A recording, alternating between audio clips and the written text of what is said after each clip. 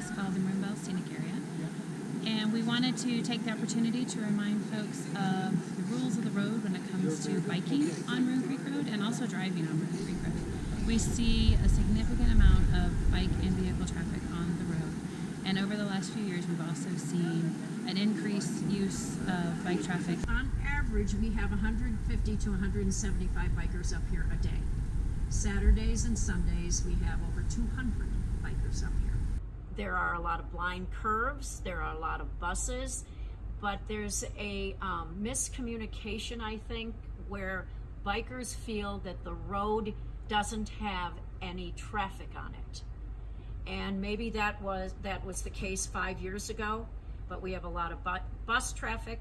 We have the 3 exceptions to the rule traffic, the cars that are allowed to go up. So there is a lot of traffic. We've also seen an increased amount of incidents with people maybe not adhering to the rules of the road. You guys okay? Okay. Buses and vehicles travel the road, so if you might want to come off a little bit. Okay. Sounds good. Enjoy. There you go. Yeah, I mean, that is classic right there.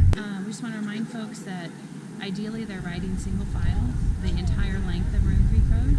The road has so many blind corners, and it does still see vehicles throughout the day, even when the buses are running. The buses run from 8 a.m. to 5 p.m. during the height of summer. In the fall, they will run from 7 a.m. to 5 p.m. And during that time, the buses are on the road as a primary vehicle, but there are exceptions to the rule.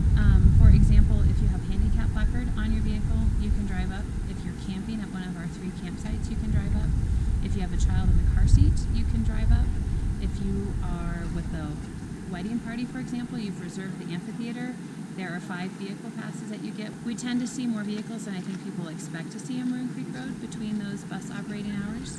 So we want bicyclists to be very much aware that other vehicles are on the road, and the road should be treated as a normal road.